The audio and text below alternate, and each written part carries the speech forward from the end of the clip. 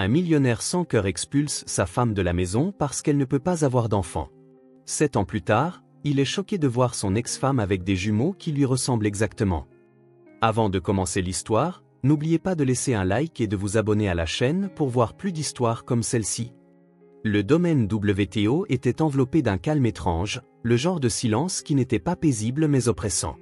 Le tic-tac de l'horloge à pendule dans le salon marquait le passage des minutes comme un juge annonçant une sentence. Case WTO était assis dans la bibliothèque, ses larges épaules voûtées, fixant un verre de bourbon intact sur le bureau en acajou devant lui. Le feu dans la cheminée crépitait doucement, sa chaleur n'arrivant pas à atteindre le nœud froid qui se resserrait dans sa poitrine. Les paroles de sa mère de ce matin résonnaient dans son esprit, tranchantes et inflexibles. « Elle est stérile, Case. Comprends-tu ce que cela signifie pour cette famille, pour le nom WTO Burton? Il est temps de mettre fin à cette mascarade avant que cela ne te coûte tout. » Kimberly Wharton, royale et inflexible, se tenait devant lui comme une figure taillée dans la glace. Elle n'avait pas haussé la voix, elle n'en avait jamais eu besoin. Ses mots tranchaient l'air avec précision, conçus pour couper, non pour blesser. « Tu es maintenant le chef de cette famille », continua-t-elle, chaque syllabe délibérée. WTO Burton ne s'accroche pas au poids mort, surtout pas à une fille de nulle part, sans lignée, sans connexion et sans héritage. La mâchoire de Case se serra. « Michelle est ma femme. » Kimberly avait agité sa main manucurée de manière dédaigneuse, son bracelet en diamant captant la lumière du matin. Et elle a eu 3 ans pour remplir son rôle, sans avoir un seul enfant. Jusqu'à quand es-tu prêt à laisser cela continuer avant que cela ne te ruine, ne nous ruine? Case sentit la pression des attentes de sa mère l'écraser comme un étau.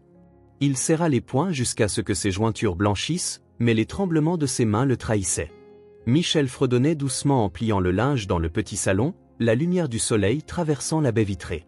Les douces notes de sa voix remplissaient l'espace, tissant un morceau fragile dans le tissu de la journée. Elle jeta un coup d'œil à l'horloge, son expression s'adoucissant. Case sera bientôt à la maison. Ses mains bougeaient rythmiquement, mais son esprit vagabondait. Elle pensait à la façon dont Case avait l'habitude de lui sourire, ses yeux se plissant au coin comme s'il ne pouvait contenir sa joie. Dernièrement, ce sourire était devenu rare, remplacé par une tension qu'elle ne savait pas apaiser. Le poids de leurs échecs non exprimés, en particulier les siens, flottait entre eux comme un spectre. La porte grinça et les pas de Case résonnèrent dans le couloir. Elle leva les yeux, son cœur s'accélérant à la fois de soulagement et d'appréhension. Il hésita dans l'embrasure de la porte, sa silhouette en contre-jour par la faible lumière du couloir. « Tu rentres tôt, » dit Michelle, son ton léger mais teinté de nervosité. Elle s'assit, le chemisier qu'elle avait plié, essuya ses mains sur son tablier. « Je pensais que nous pourrions ?» Michelle fut interrompue. Sa voix était basse, presque un murmure, mais cela la stoppa net. Elle se figea, son sourire vacillant. Case entra dans la pièce, son regard se tournant vers le sol comme s'il ne pouvait supporter de croiser ses yeux. Ses mains trouvèrent le dossier d'une chaise, la serrant fermement. Le silence s'étira entre eux, l'air épais de mots non dits.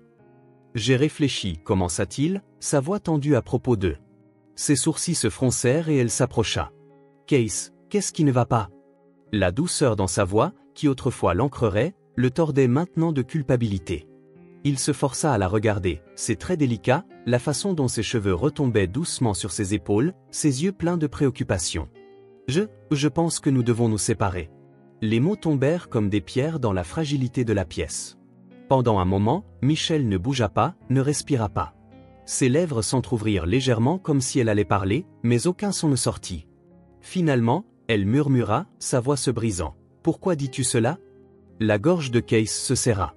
Il lutta pour exprimer la vérité, réalisant que l'ultimatum de sa mère l'avait contraint à agir et que son amour pour elle était insuffisant pour surmonter le fardeau du nom WTO Burton. À la place, il s'accrocha au mensonge qu'il avait répété dans sa tête, bien que cela ait eu le goût de cendre sur sa langue. « Ça ne fonctionne pas, Michelle.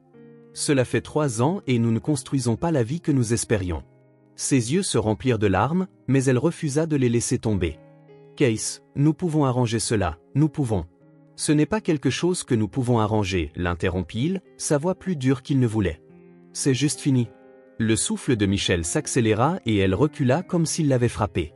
Sa main se porta instinctivement à son ventre, l'endroit où la vie n'avait jamais pris racine. Le geste fit mal à la poitrine de Case, mais il ne la rejoignit pas. L'horloge sonna doucement, un rappel cruel du temps qui s'échappait. Michel finit par parler, sa voix tremblante. « Est-ce à cause de moi, parce que je ne… » « Non, dit-il rapidement, trop rapidement. C'est juste ce qu'il faut. » Elle resta là, sa silhouette fragile mais intacte. « Si tu t'éloignes de moi, Case, je ne pense pas que je te pardonnerai jamais. » Case avala difficilement le poids de ces mots qui s'abattaient sur lui, mais il se détourna, c'est pas lourd alors qu'il quittait la pièce. Le son de la porte se fermant derrière lui résonna dans la maison comme la dernière note d'un chant funèbre. Dans le silence vide qui suivit, Michel s'affondra dans la chaise qu'il avait serrée quelques instants plus tôt. La chaleur de son toucher persistait sur le bois, un rappel cruel de ce qu'elle avait perdu. La tempête dehors, au domaine WTO, reflétait le chaos dans la poitrine de Michel. La pluie fouettait les grandes fenêtres, traçant des rayures sur le verre comme des larmes. Elle se tenait avec sa petite valise à ses pieds, les doigts tremblants serrant la poignée. Case s'était perché au bord de l'escalier, son dos rigide comme si la rampe derrière lui le maintenait droit. Il évitait son regard, fixant quelque part au-delà de son épaule. Ses mains étaient fermées fermement sur ses genoux, les jointures blanchies. La voix de Michel se brisa, douce et brute. « S'il te plaît, dis-moi simplement pourquoi. » Sa mâchoire se serra, un léger mouvement révélant la tension enroulée en lui. Il ne répondit pas. 3 Vince.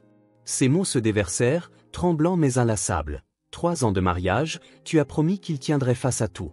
Tu t'es tenu là, elle fit un geste vers le grand arc où ils avaient échangé leurs vœux, et tu m'as dit que nous affronterions chaque tempête ensemble. Et man. Sa voix se brisa, vacillant sous le poids de son chagrin. Maintenant, tu me demandes de partir. C'est mieux ainsi. Il marmonna, refusant toujours de la regarder, son ton sec et froid la frappa comme une gifle. Mieux ainsi pour qui, chuchota-t-elle, son souffle haletant pour ta mère, pour ton héritage. Et nous, Case? Et moi? Lorsqu'il leva finalement les yeux vers les siens, la dureté dans son regard n'atténua pas l'impact. Ce n'est pas à propos de quelqu'un d'autre, Michel. C'est à propos de ce qui est juste. Michel fit un pas en arrière, sa poitrine se serrant comme si l'air avait été volé dans la pièce. Elle scruta son visage, désespérée de trouver une trace de l'homme qu'elle avait aimé, l'homme qui la faisait rire si fort qu'elle pleurait, qui lui tenait la main comme si c'était la chose la plus sacrée au monde. Mais il était parti, enterré sous le poids des attentes. Elle ne pouvait pas se battre. Juste parti, répéta-t-elle, le mot dégoulinant d'amertume. Ses mains tremblaient alors qu'elle atteignait la valise, la soulevant avec un effort qui semblait plus lourd qu'il ne le devait. Si c'est ce que tu appelles juste, alors tu as perdu bien plus que moi. Les talons de Case cliquetaient contre le marbre poli alors qu'elle se dirigeait vers la porte. Elle fit une pause, se retournant une dernière fois. Son regard s'attarda sur l'homme auquel elle avait tout donné, sa voix douce mais résolue. « Tu le regretteras. » Alors qu'elle sortait, la pluie l'accueillit avec une gifle froide. Son fin cardigan offrait peu de protection contre les éléments et le vent mordait ses joues, lui envoyant des frissons le long de la colonne vertébrale. La valise heurta ses jambes alors qu'elle traînait le long de l'allée. Le grand domaine WTO se dressait derrière elle comme une coquille vide. Michel ne regarda pas en arrière. Le train grondait alors qu'il entrait dans les limites de la ville de Chicago, ses roues bourdonnant d'un rythme qui semblait faire écho à ses pensées. Michel fixait la fenêtre, son reflet embué contre le verre mouillé par la pluie. La silhouette imposante de la ville se dressait au loin, une silhouette dentelée contre le ciel couvert. Ses doigts se serrèrent autour de la bandoulière de son sac, le poids de la petite vie qu'elle avait emballée pressant dans sa paume. C'était tout ce qu'elle avait maintenant, quelques vêtements, une photo usée de son jour de mariage glissée dans la poche d'un manteau qu'elle ne pouvait plus se résoudre à porter, et une douleur grandissante dans sa poitrine. Le train arriva à la gare avec un grognement métallique. Les passagers bousculaient autour d'elle, brossant le pastel dans une rafale de parapluies et de pas pressés. Michel resta assise un moment, sa respiration superficielle, son pouls battant dans ses oreilles. « Madame », dernier arrêt, la voix polie du conducteur la secoua. Elle acquiesça rapidement, se levant sur des jambes instables. Le quai était froid et humide, l'air chargé de l'odeur du béton mouillé et du léger goût du diesel. Elle suivit la foule dans la ville, ses pas incertains mais délibérés. Michel erra dans les rues inconnues de Chicago, le poids de sa solitude pesant sur elle à chaque pas. Les immeubles imposants semblaient l'engloutir, leurs ombres la plongeant dans une mer d'inconnus. Les mains tremblantes, elle trouva un hôtel modeste dans une rue plus calme et paya pour une semaine de séjour.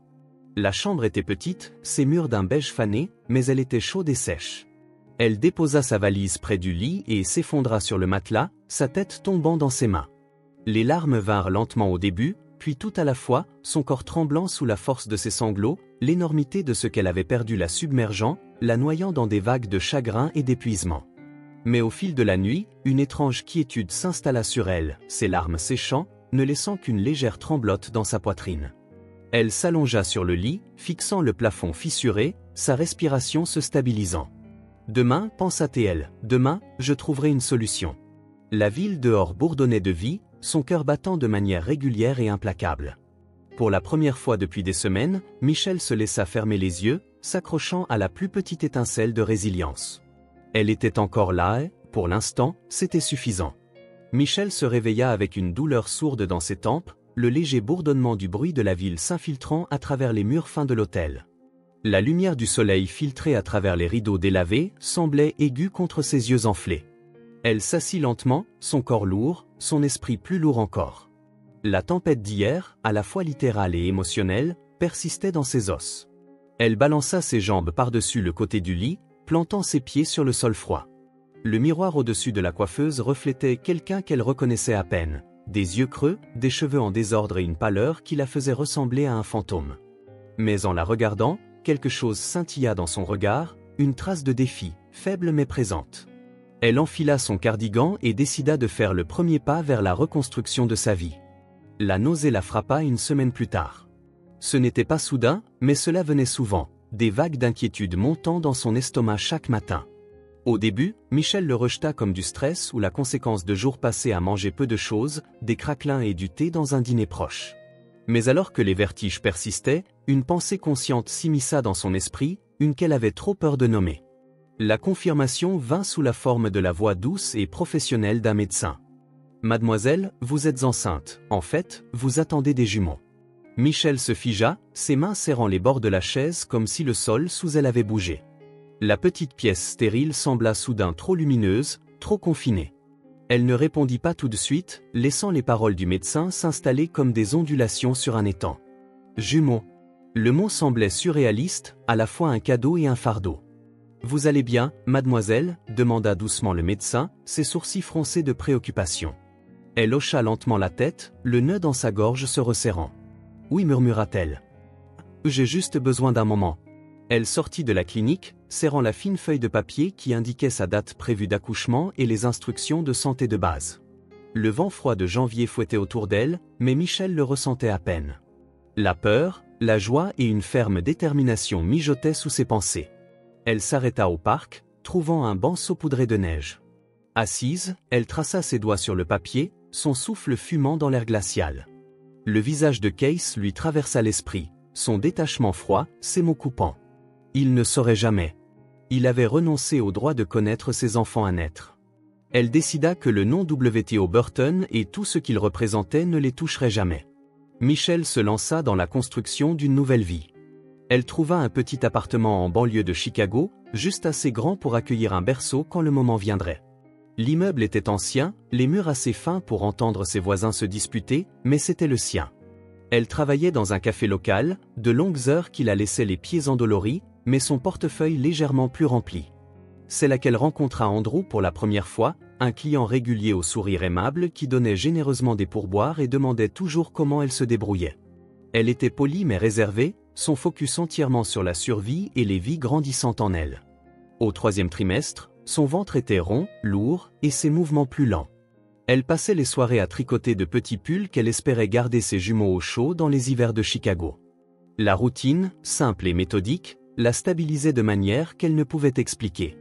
Le travail accoucha dans les premières heures d'un froid matin d'avril.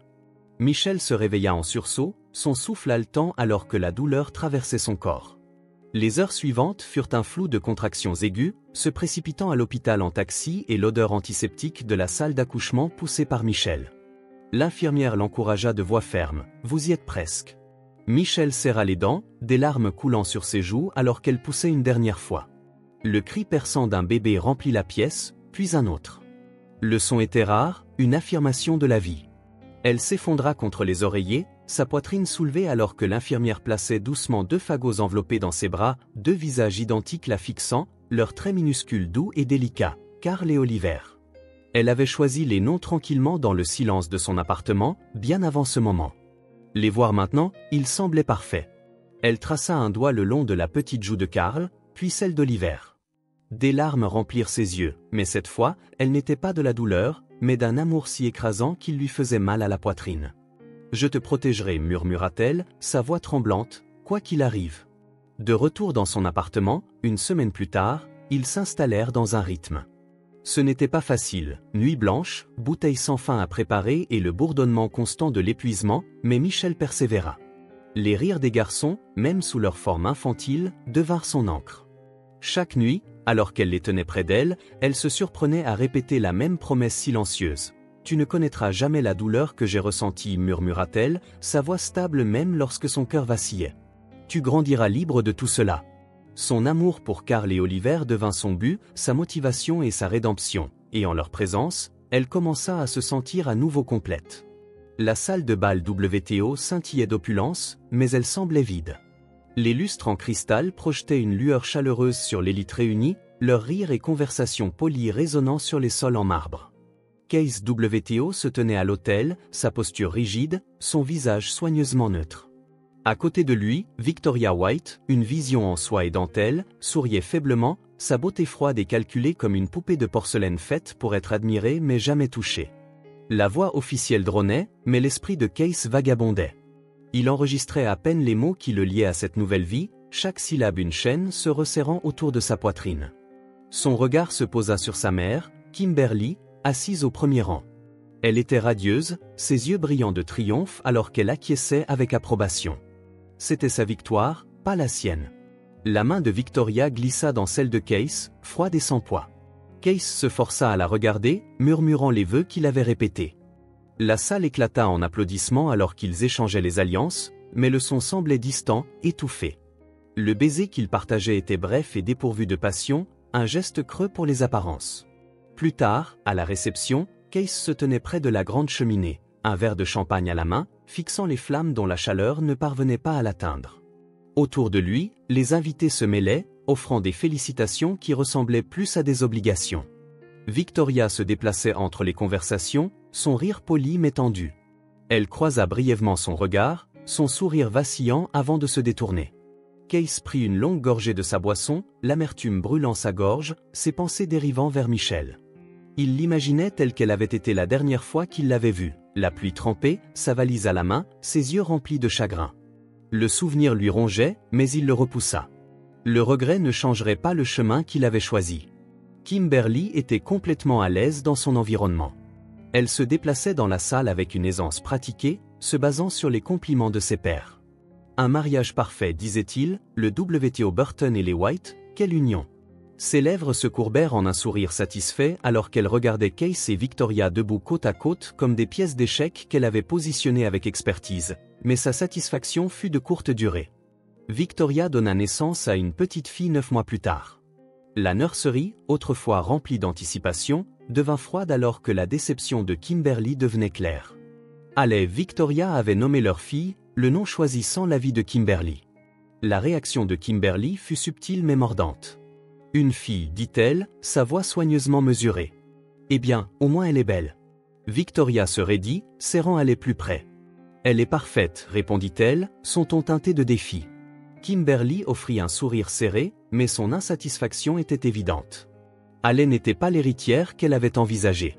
Les critiques subtiles de Kimberly devinrent plus acerbes avec le temps. Des commentaires sur la santé délicate de Haley, son tempérament, même sur la façon dont Victoria élevait leur fille. Des regards furtifs et des conversations hachées révélaient la tension bouillonnante sous la surface. Pendant ce temps, Case se sentait dérivé. Ses journées étaient consommées par les routines de l'entreprise familiale, ses nuits par le vide de sa maison. Le mariage avec Victoria était poli mais distant. Ils échangeaient des politesses, leurs interactions étant prudentes et contrôlées. Victoria, réalisa-t-il, était autant prisonnière de cette union que lui. Dans les heures tranquilles, l'esprit de Case vagabondait vers Michel. Il se surprenait souvent à chercher dans le tiroir de son bureau où une seule photographie était cachée. C'était de leur lune de miel. Michel riait, ses cheveux balayés par le vent, ses yeux brillants de joie. Il passait son pouce sur son image, la douleur dans sa poitrine s'accentuant à chaque regard. Il se demandait où elle était, ce qu'elle faisait. L'aimait-il ? Était-elle heureuse ? Ces questions le hantaient, leurs réponses hors de portée. Un soir, alors qu'il était seul dans le bureau, les pleurs de Haley résonnèrent faiblement dans le couloir. La voix apaisante de Victoria le suivit, douce mais fatiguée. Case fixait son verre de whisky, le liquide ambré captant la lumière. Sa vie, réalisa-t-il, était une façade soigneusement organisée. L'héritage que sa mère avait exigé qu'il protège ressemblait à une cage dorée, chaque barre d'or forgée à partir de choix qu'il ne pouvait pas annuler. Il se tenait, la photographie toujours dans sa main, et marcha vers la fenêtre. Les lumières de la ville s'étendaient devant lui, un rappel de toutes les possibilités qu'il avait renoncées. Quelque part là-bas, elle vivait une vie hors de sa portée.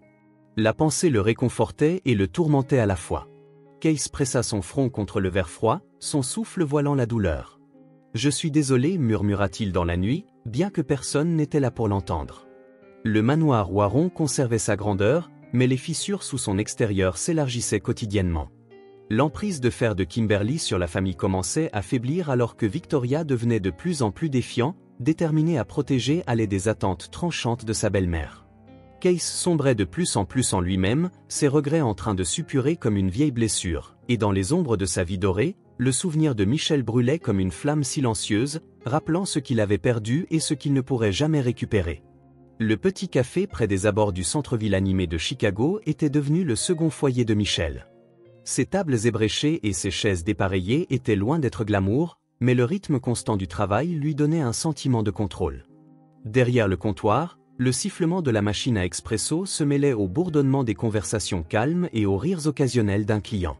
C'était un matin comme les autres lorsqu'Andrew entra pour la première fois. Michelle était à la caisse, une tache de farine sur son tablier provenant de la manipulation des pâtisseries. Elle leva à peine les yeux alors que l'homme grand dans un manteau bleu marine passait sa commande. « Juste un café noir, s'il vous plaît » dit-il, sa voix chaleureuse. Mais Michelle hocha directement la tête, saisissant la commande dans le vieux tiroir-caisse. Elle leva les yeux en lui tendant sa monnaie, capturant la légère trace d'un sourire qui semblait plus authentique que la plupart. Case s'enfonçait davantage en lui-même, ses regrets se festonnant comme une vieille blessure, et dans les ombres de sa vie dorée, le souvenir de Michelle brûlait comme une flamme tranquille, un rappel de ce qu'il avait perdu et de ce qu'il ne pourrait jamais reconquérir. Le petit café près des abords du centre animé de Chicago était devenu le second chez-soi de Michelle. Ses tables ébréchées et ses chaises dépareillées étaient loin d'être glamour, mais le rythme constant du travail lui donnait un sentiment de contrôle. Derrière le comptoir, le sifflement de la machine à expresso se mêlait au murmure des conversations tranquilles et aux rires occasionnels des clients. C'était un matin comme les autres lorsqu'Andrew est entré pour la première fois. Michelle était à la caisse, une tache de farine sur son tablier provenant de la manipulation des pâtisseries. Elle leva à peine les yeux lorsque le grand homme en manteau marine passa sa commande. « Juste un café noir, s'il vous plaît » dit-il d'une voix chaleureuse mais directe. Michelle acquiesça en saisissant la commande dans le vieux tiroir-caisse. Elle leva les yeux en lui tendant sa monnaie, capturant la légère trace d'un sourire qui semblait plus authentique que la plupart. « Merci » dit-il, ses yeux noisettes s'attardant un instant de plus que nécessaire. Michelle offrit un hochement de tête poli, puis tourna son attention vers le client suivant. Andrew s'assit près de la fenêtre, sortant un petit carnet tandis que la vapeur de son café s'enroulait vers le haut. Leurs chemins se croisèrent de nouveau une semaine plus tard, cette fois dans des circonstances moins banales. Michelle était au terrain de jeu avec Carl et Oliver, les jumeaux ricanant en se poursuivant dans l'herbe humide. Un cri aigu brisa la paix lorsque Carl trébucha, tombant face contre terre. Michelle se précipita vers lui, le ramassant. Du sang coulait d'une petite coupure sur son genou, et ses pleurs devenaient plus forts. La panique bouillait dans sa poitrine. Elle n'avait rien d'autre qu'un mouchoir dans sa poche et aucune idée de comment nettoyer correctement la plaie. Puis une voix familière se fit entendre. Elle se retourna pour voir Andrew courir vers eux, une petite trousse de premiers secours en main. Il s'accroupit, son manteau effleurant le sol tandis qu'il ouvrait la trousse avec aisance. « Je suis médecin », expliqua-t-il en levant brièvement les yeux alors qu'il sortait une lingette antiseptique. « Puis-je » Michelle hésita, puis hocha la tête.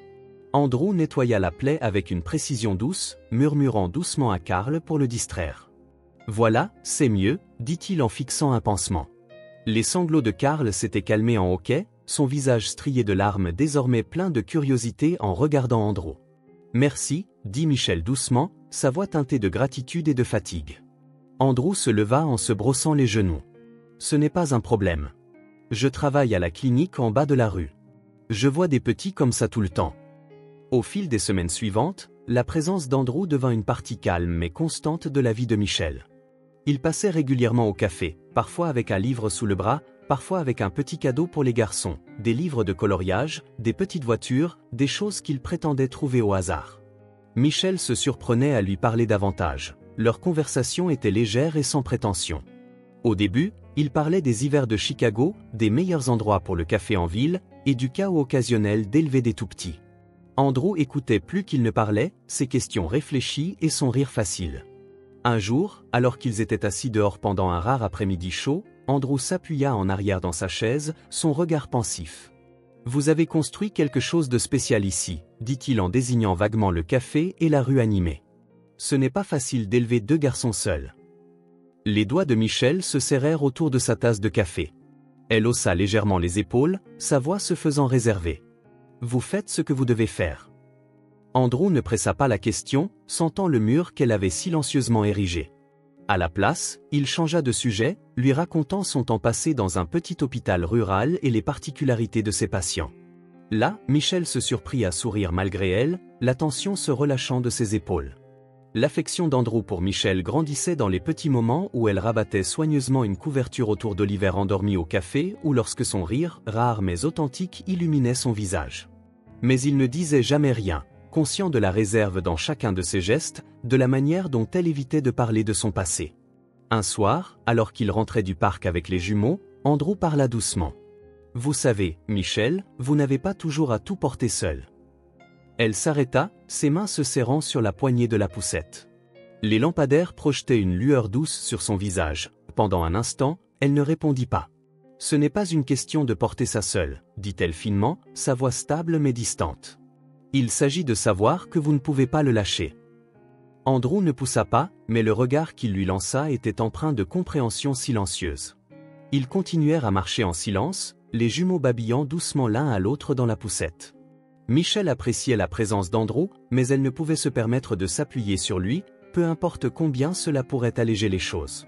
Ses cicatrices étaient trop profondes, sa confiance trop fragile. Pourtant, au fil des semaines qui se transformèrent en mois, elle se surprenait à attendre avec impatience leurs conversations, leurs moments calmes de compagnie. Andrew ne se vantait jamais, ne pressait jamais, il était là stable et patient comme la marée. Et bien que le cœur de Michel restât gardé, une petite partie d'elle commençait à se demander si, peut-être, elle n'avait pas à affronter le monde entièrement seule. La ville des vents accueillit Case WTO avec son mélange caractéristique de bruit, d'acier et de mouvements sans fin.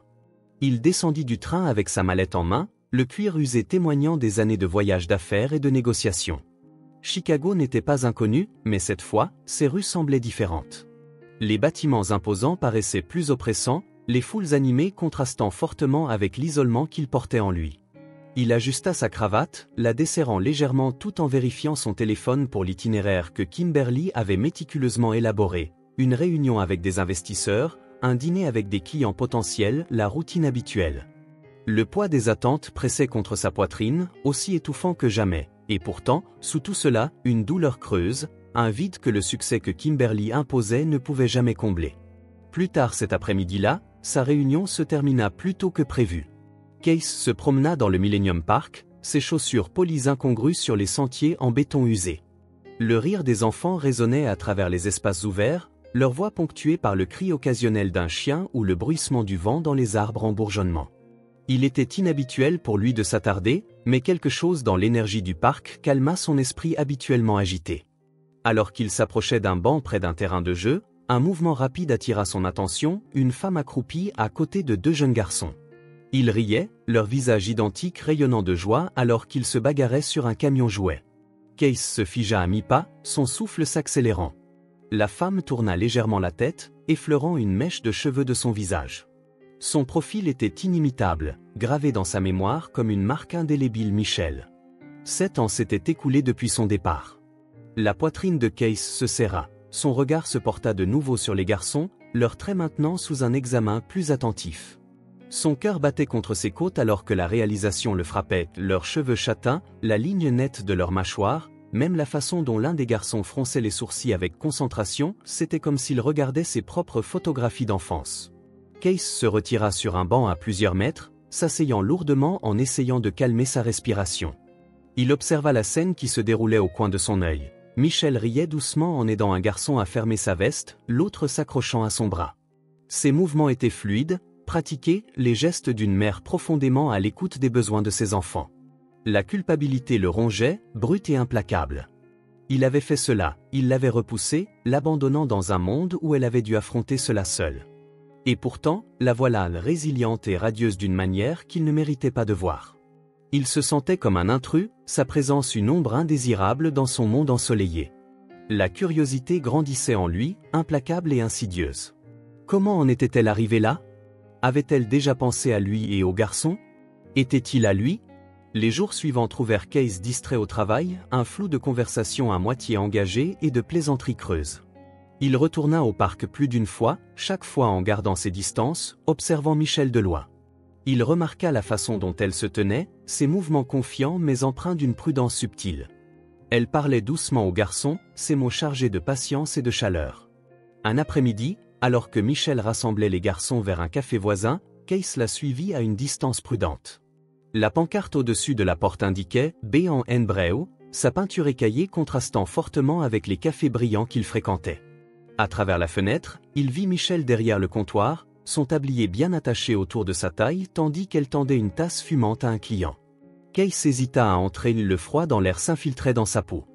Il ne pouvait se résoudre à y entrer, les questions tourbillonnant dans son esprit semblaient trop lourdes, la confrontation trop soudaine. À la place, il décida de découvrir la vérité d'une autre manière. Ce soir-là, de retour à son hôtel, Case parcourut les documents qu'il avait demandés via un détective privé. Les rapports étaient concis mais révélateurs. Michel avait déménagé à Chicago peu de temps après leur séparation, prenant un travail modeste tout en élevant deux garçons, Carl et Oliver, leurs âges alignés de manière inconfortablement proche avec la chronologie de leurs derniers jours ensemble. Les doigts de Case se serrèrent autour des bords du papier. Que pensez-vous de Case, le personnage qui écoute cette histoire? Si vous le trouvez plus pitoyable, laissez un commentaire disant « matcha ». Et si vous le trouvez plus blâmable, laissez un commentaire disant « vanille ». La vérité était déniable, ils étaient les siens. Ils portaient un lourd fardeau de regrets, des images de leur temps ensemble refaisaient surface, le rire de Michel, sa touche douce, la façon dont elle le regardait avec une confiance inébranlable. Il avait détruit cette confiance, ce faisant, il avait manqué 6 années d'une vie qu'il aurait pu avoir. La photo de Michel avec Carl et Oliver qui accompagnait le rapport semblait le narguer, les garçons se tenaient de chaque côté d'elle, leur sourire large, leurs yeux brillants de la joie que Case n'avait pas ressentie depuis des années. Il s'appuya en arrière dans sa chaise, regardant le plafond, la vie creuse qu'il avait construite, son mariage avec Victoria, son rôle d'héritier dévoué, semblait sans signification face à cette nouvelle réalité. Le matin suivant, Case se retrouva de nouveau au parc. Michel était là comme d'habitude, ses garçons se poursuivant autour des balançoires. Cette fois, Case ne resta pas dans l'ombre.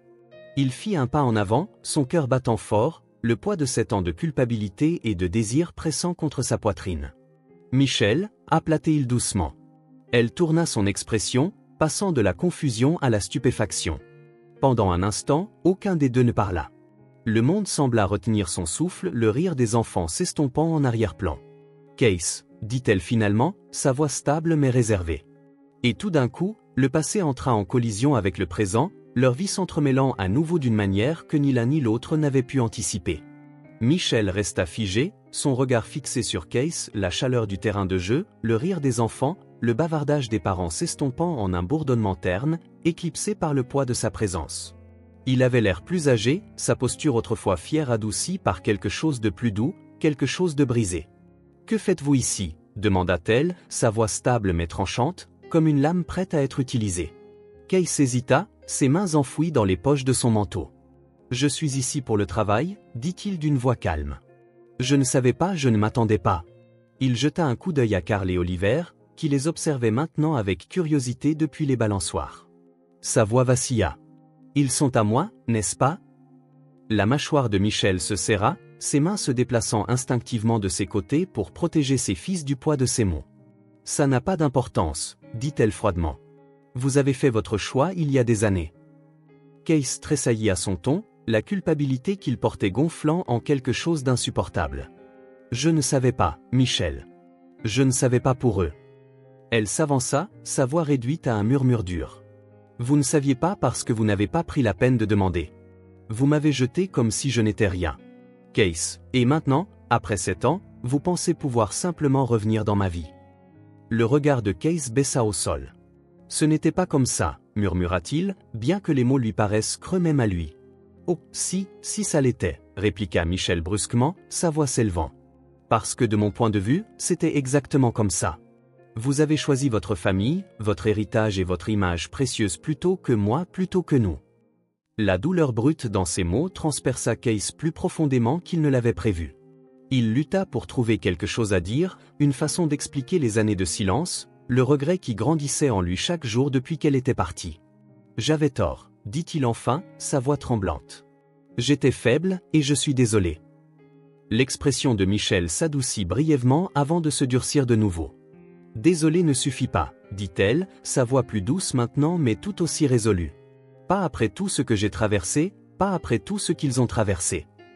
Case jeta un coup d'œil au garçon de nouveau, Carl chuchotait à Oliver, leur petit visage un parfait reflet de sa propre enfance. Je veux juste faire partie de leur vie, dit-il. Je ne veux pas les prendre loin de toi, Michel. Je veux juste être là. Son rire était amer, sa tête secouée. Être là comme tu l'étais pour moi, comme tu l'étais quand j'étais enceinte et terrifiée et complètement seule. Elle croisa les bras sur sa poitrine, ses yeux se rétrécissant. Vous n'avez pas le droit de vous immiscer maintenant et de jouer le rôle de sauveur. Case s'approcha, sa voix douce mais insistante. Je ne demande pas à prendre le contrôle. Je demande une chance pour eux, pour toi. Les lèvres de Michel se resserrèrent en une ligne fine. Il n'y a plus de Case. Plus maintenant. J'ai tourné la page. Les mots le frappèrent comme un coup de poing et il se raidit. Vous voyez quelqu'un ? Oui, répondit-elle, son ton inébranlable. Andrew, il est gentil, fiable, et il n'abandonne pas les personnes qu'il aime quand les choses se compliquent. La mâchoire de Case se contracta, le nom lui brûlait les oreilles, note pas parce qu'il connaissait Andrew, mais parce que cela confirmait que Michel avait construit une vie sans lui, une vie dont il ne faisait pas partie. Je suis content, dit-il enfin, bien que les mots lui paraissent amers. Mais je veux toujours être là pour Carl et Oliver. La posture de Michel resta ferme. Vous n'avez pas le droit de perturber leur vie à cause de votre culpabilité. Ils sont heureux, Case. Ils ont de la stabilité, de l'amour et un foyer. Que pouvez-vous leur offrir ? Un père qui est parti avant même qu'ils ne naissent ? Sa poitrine se serra, mais il refusa de reculer. Une chance de connaître la vérité, de connaître leur père. Michel soupira, sa fatigue imprégnant sa détermination. Et que se passe-t-il quand vous retournerez à New York, chez votre femme, votre mère ? Pensez-vous vraiment pouvoir être le père dont ils ont besoin alors que vous êtes enlisé dans la vie que vous avez choisie ? Le visage de Case pâlit à ces mots, mais il ne fléchit pas. Je veux juste essayer, même si ce n'est qu'en tant qu'ami. S'il te plaît, Michel. Elle l'observa longuement, son cœur en guerre avec lui-même, une partie d'elle aspirait à clore définitivement ce chapitre de sa vie, mais il y avait une autre partie, une partie plus petite et plus silencieuse qui aspirait encore à une certaine forme de clôture, pour que ces garçons connaissent leur père, ne serait-ce qu'en fragments. D'accord, dit-elle enfin, sa voix basse et hachée, mais à mes conditions, et au moment où je pense que cela leur fait du mal, vous serez partis. Case hocha la tête, une vague de soulagement le submergeant. Merci, murmura-t-il. Ne me remercie pas, dit Michel sèchement en se tournant pour rassembler ses garçons. Ce n'est pas pour vous. Case resta immobile tandis qu'elle s'éloignait, Carl et Oliver serrant fermement ses mains. Le poids de ses choix pesait lourdement autour de lui, mais pour la première fois depuis des années, il sentit une étincelle d'espoir, petite, tentative et fragile. Mais Kimberly WTO n'avait jamais été du genre à tolérer l'incertitude, l'information était sa monnaie, et elle maîtrisait depuis longtemps l'art de déterrer des secrets. La vérité sur Carl et Oliver lui parvint à travers des murmures soigneusement placés, un informateur anonyme issu des affaires de Case à Chicago. La nouvelle confirma ce qu'elle soupçonnait depuis longtemps. Le départ de Case des traditions n'avait pas été sans conséquence, 2 garçons. Kimberly murmura, sa voix froide et calculatrice tandis qu'elle fixait le rapport entre ses mains, les photographies des enquêteurs de Carl et Oliver la regardaient fixement. 2 visages remarquablement familiers, leur ressemblance à Case indéniable.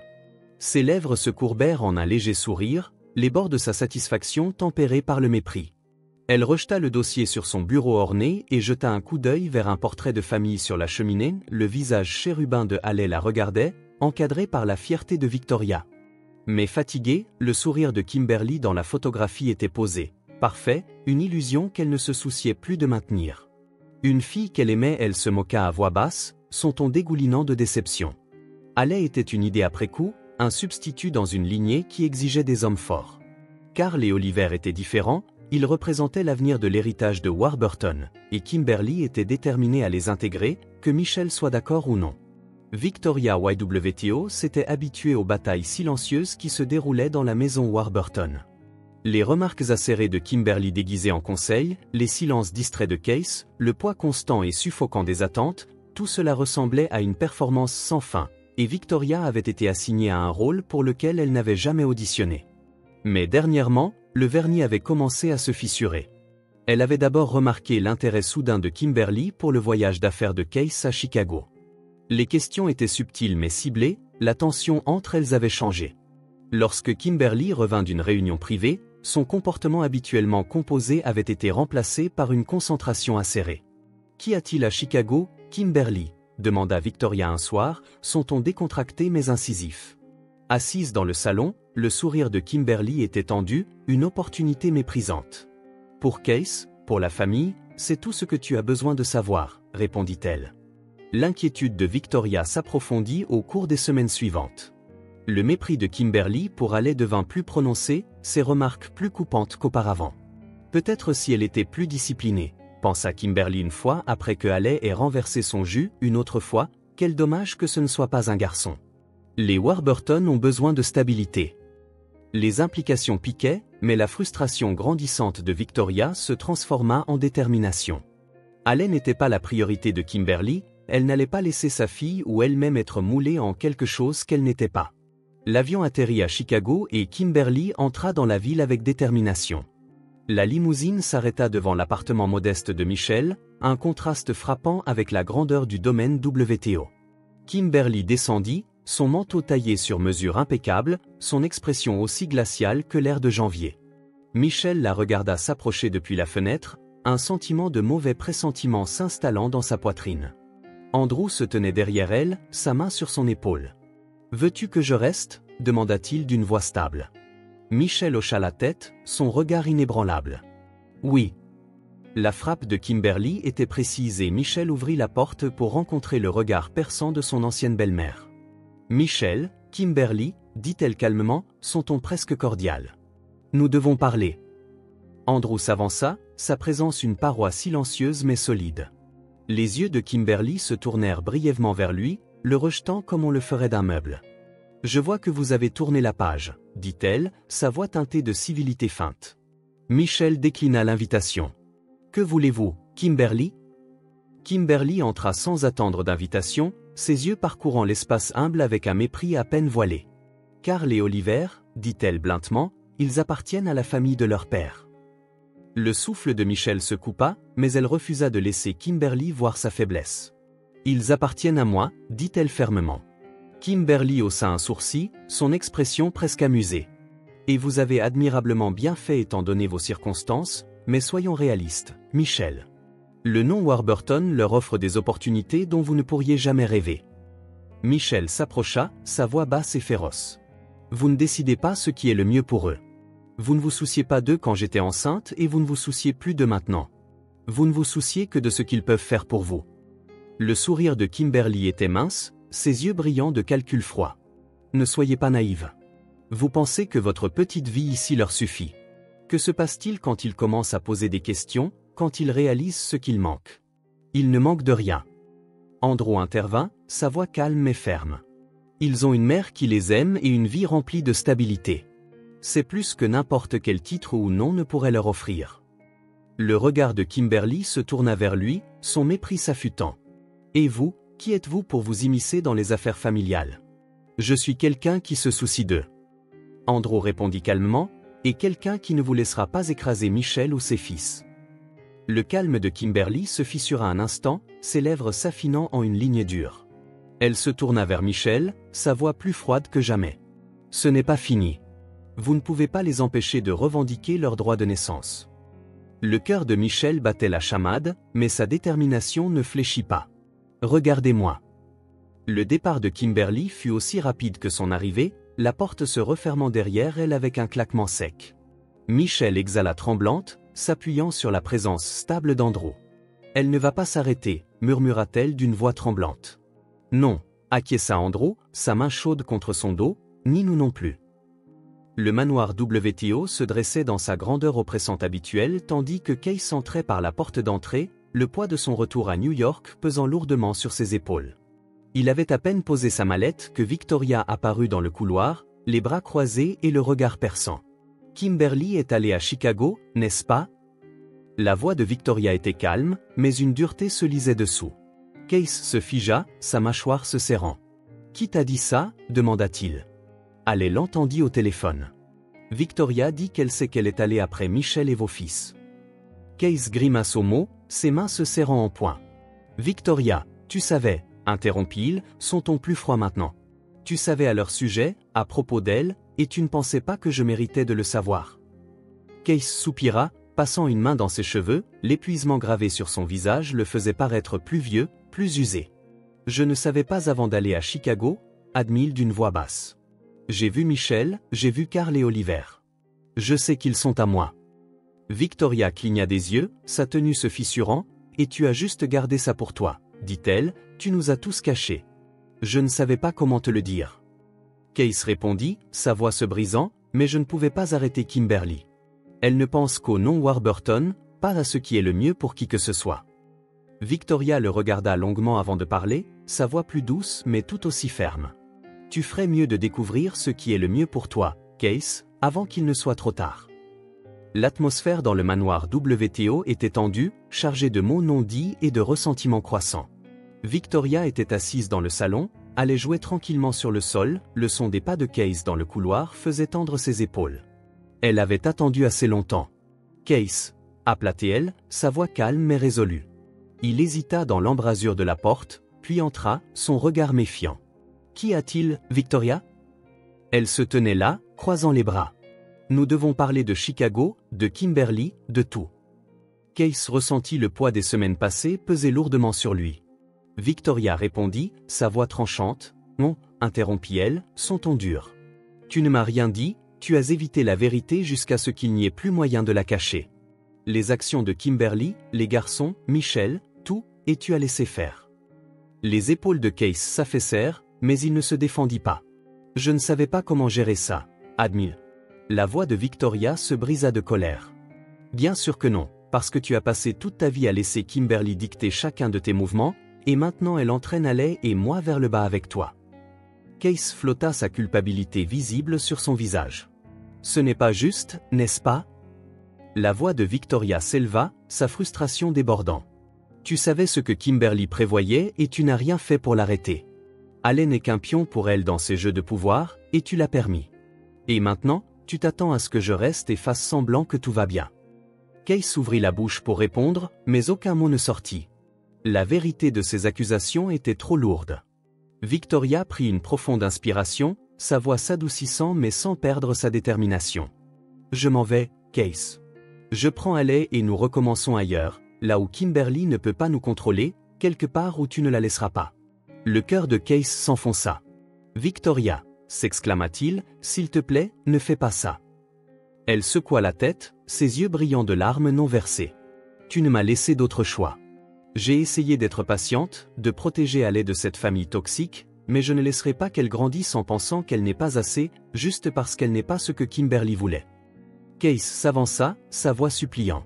Victoria, je peux changer, je parlerai à Kimberly, dit-il, mais c'est trop tard. Elle répondit fermement, je ne peux pas continuer à attendre que tu nous priorises sur elle. Alec mérite mieux, je mérite mieux. Le matin suivant, Victoria fit ses valises en silence, ses mouvements délibérés et soigneux. Alec était assise sur le lit, serrant un petit ours en peluche, ses grands yeux observant sa mère avec un mélange de confusion et de tristesse. On part en aventure, maman, demanda doucement Alec. Victoria s'agenouilla à côté d'elle, brossant une boucle sur le visage de sa fille. Oui, ma chérie, une grande aventure juste toi et moi. Alec sourit faiblement, l'innocence dans son expression brisant le cœur de Victoria. Elle la serra fort dans ses bras, murmurant une promesse à elle-même de donner à Haley une vie libre de l'emprise suffocante du nom Warburton. Case se tenait dans le foyer alors que Victoria descendait les grands escaliers avec leurs valises. Il la regarda, ses yeux suppliants, mais il ne l'arrêta pas. Il savait qu'il n'avait aucun droit. « Au revoir, Case », dit-elle doucement, son ton dénué de malveillance mais lourd de finalité. Il la regarda sortir par la porte, la main de Haley dans la sienne, le bruit du moteur de la voiture démarrant et s'éloignant était la seule chose qui brisait le silence. La frappe à la porte de l'appartement de Michel fut nette et délibérée. Les sourcils d'Andrew se fronçaient alors qu'il jetait un coup d'œil vers Michel qui restait figé, sa main serrant une serviette de table. Elle n'avait pas besoin de demander qui c'était. « Je m'en occupe », dit Andrew en s'avançant. Michel murmura d'une voix stable malgré les tremblements dans sa poitrine, « Je m'en occupe ». Kimberly WTO se tenait sur le seuil, son manteau taillé impeccable, son expression aussi froide que l'hiver de Chicago dehors. « Michel », dit-elle calmement, son ton empreint de politesse feinte, « puis-je entrer ?» Michel sortit de l'appartement, fermant la porte derrière elle pour protéger Carl et Oliver de la présence de Kimberly. « Nous n'avons rien à discuter, » dit-elle fermement en croisant les bras. « Oh, mais si, nous en avons, » répliqua Kimberly, son regard perçant et évaluateur. « Ces garçons sont des Warburton, ils méritent les opportunités que cette famille peut leur offrir. » Les yeux de Michel se plissèrent, sa voix s'élevant. « Ils méritent une vie où ils sont aimés pour ce qu'ils sont, pas pour ce qu'ils représentent pour quelqu'un comme vous. » Kimberly inclina la tête, son expression presque amusée. « Vous pensez vraiment que cette petite vie que vous avez construite leur suffit ? » Avec votre compagnon, son regard se détourna d'un air dédaigneux vers la porte fermée, jouant le rôle de père. « Ne soyez pas naïve, » s'approcha Michel, sa voix basse et féroce. « Vous ne décidez pas de ce qui est suffisant pour mes enfants. Vous n'avez pas le droit de venir ici et de prétendre vous soucier d'eux. Ils ne sont pas des pions dans vos jeux de pouvoir. Ce sont mes fils et ils restent avec moi. » La porte s'ouvrit derrière Michel et Andrew apparut, sa présence solide et calme. « Elle a été claire, » dit Andrew d'une voix ferme. « Vous devriez partir. » Le calme de Kimberly se fissura, ses lèvres s'affinant. « Vous le regretterez, » siffla-t-elle, son arrogance froide vacillant. « Le nom Warburton suffit. » La voix venait de derrière elle et Kimberly se raidit. Case se tenait à la base des marches de l'appartement, son visage pâle mais déterminé. Il était revenu à Chicago après avoir appris que sa mère allait embêter Michel. « Laissez tomber, » dit-elle brusquement, son incrédulité évidente. « Case, c'est à propos de la famille ?» « Non, » Case interrompit, sa voix plus dure que ce que Michel avait jamais entendu. « C'est à propos de vous et de votre obsession de contrôle. Laissez-les partir. » La bouche de Kimberly s'ouvrit, mais aucun mot ne sortit. Pour la première fois, elle vit la détermination dans les yeux de son fils et cela la déstabilisa. Avec un dernier regard glacial, elle se détourna et s'éloigna, ses talons cliquetant sur le trottoir. Lorsque Kimberly fut partie, la tension entre Michel et Case était palpable. Andrew se plaça de côté, son regard vacillant entre eux avant de se retirer dans l'appartement pour leur donner de l'intimité. « Merci, Michel, » dit-elle après un moment, sa voix méfiante. Case hocha la tête, ses mains profondément enfouies dans les poches de son manteau. « Je ne suis pas venu ici pour me battre, Michel. J'avais juste besoin de m'assurer qu'elle ne te ferait pas de mal, ni à eux. » Michel croisa les bras, sa mâchoire se serrant. « Pourquoi maintenant, Case ? Pourquoi pas il y a 7 ans ?» Les épaules de Case s'affaissèrent. « Parce que j'étais un lâche, parce que j'ai laissé Kimberly dicter ma vie et je t'ai laissé payer le prix, » répondit-il, levant les yeux, son regard s'adoucissant. « J'ai fait beaucoup d'erreurs, Michel, mais je ne veux pas en faire une autre. » La voix de Michel trembla d'émotion. « Que veux-tu, Case ? »« Je veux que tu sois heureux, » dit-il simplement. « Avec Andrew et les garçons, je ne mérite pas de faire partie de leur vie, pas après tout ce que j'ai fait, mais j'aimerais être là, même si c'est juste de loin, pour les voir grandir. » Michel l'étudia, son cœur conflictué. L'homme devant elle n'était plus le Case qu'elle connaissait, arrogant, contrôlé par l'ambition. Il semblait brisé, plein de remords, mais il y avait autre chose dans ses yeux, de la sincérité. « Je ne sais pas si je pourrai jamais te pardonner, » admit-elle, sa voix douce. Case hocha la tête. « Je ne m'attends pas à ce que tu le fasses, mais je passerai le reste de ma vie à essayer d'être quelqu'un qui mérite d'être pardonné. » Sur ces mots, il se tourna et s'éloigna, laissant Michel debout sur le porche, ses émotions un tourbillon de colère, de tristesse et un étrange sentiment de clôture. Elle se retourna vers l'appartement où Andrew attendait avec une force tranquille qui la stabilisait. En entrant et fermant la porte, elle sentit le fardeau du passé se dissiper, créant de l'espace pour la vie qu'elle s'était efforcée d'établir. Le soleil était chaud sur le visage de Michelle alors qu'elle marchait main dans la main avec Carl et Oliver à travers le parc. Andrew flânait à ses côtés, un doux sourire sur les lèvres tandis que les garçons couraient vers le terrain de jeu, leur rire résonnant, lumineux et insouciant, une mélodie qui remplissait les coins autrefois vides du cœur de Michelle. « Regarde-moi, maman », appela Carl en grimpant sur le jeu de jungle avec détermination. « Sois prudente », répondit Michelle, bien que son sourire trahissait sa fierté. Andrew se rapprocha, sa voix basse et taquine. « Tu sais qu'il ne va pas ralentir, dit-il. » Michelle rit doucement. « Je sais, mais c'est le travail d'une mère de s'inquiéter, » répondit-elle. Andrew prit sa main, entrelaçant ses doigts avec les siens. « Et tu le fais à merveille. » Michelle éprouva une libération complète du fardeau de son passé. Pour la première fois depuis des années, elle regarda Andrew avec gratitude et amour remplissant son regard. C'était sa famille maintenant, une vie qu'elle avait construite avec résilience et une force qu'elle n'aurait jamais cru posséder. De retour à New York, Kay s'était assis seul dans son bureau, le manoir WTO étrangement silencieux. Sur son bureau reposait une photo que Michelle avait envoyée de Carl et Oliver au terrain de jeu.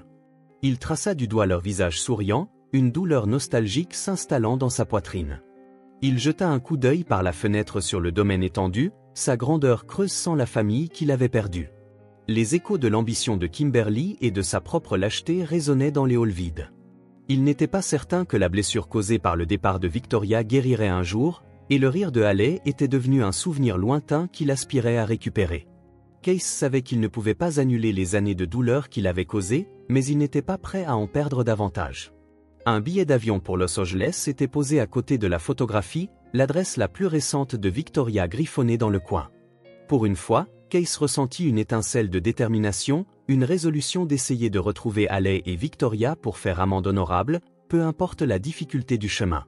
Kimberly était assise seule dans le grand salon, le feu projetant des ombres vacillantes sur son visage soigneusement composé. Elle avait chassé tous ceux qu'elle prétendait aimer, Case, Victoria et même Haley. L'empire qu'elle avait tant lutté pour préserver ressemblait maintenant à un monument vide de son ambition. Atteignant le portrait de famille sur la cheminée, elle passa ses doigts sur les visages intemporels pour la première fois depuis des années. La tenue de Kimberly se fissura, une larme glissant sur sa joue. L'héritage qu'elle avait si farouchement protégé lui avait coûté tout. À la tombée de la nuit sur Chicago, Michelle, Andrew, Carl et Oliver étaient assis sur une couverture de pique-nique sous une voûte étoilée. Les garçons se blottissaient près d'eux, les yeux grands ouverts tandis qu'Andrew inventait une histoire sur les constellations et les créatures mythiques. Michelle les regardait, le cœur plein. Le passé l'avait marqué, mais ne l'avait pas brisé. Elle avait trouvé l'amour, le rire et la joie qu'elle avait autrefois cru impossible. Andrew se tourna vers elle, sa voix douce. « Es-tu heureuse » Michelle sourit, ses yeux scintillant de larmes non versées. « Oui, murmura-t-elle, je le suis vraiment. » Et tandis que les étoiles scintillaient au-dessus, Michelle savait que ce n'était que le début d'un avenir plus lumineux et plus plein d'espoir. Si ce film touche votre cœur, laissez votre marque avec un like et n'oubliez pas de vous abonner à notre chaîne pour explorer plus d'histoires significatives avec nous. Partagez vos sentiments et racontez-nous vos propres histoires. Chaque mot que vous partagez est une brique qui aide à créer notre communauté forte et durable. Ensemble, nous créerons un espace chaleureux où chacun peut partager et se connecter. Enfin, ne manquez pas les histoires incroyables qui arrivent bientôt. Nous sommes toujours là pour vous apporter les meilleures sélections, pleines de valeurs profondes tout en étant divertissantes. À bientôt!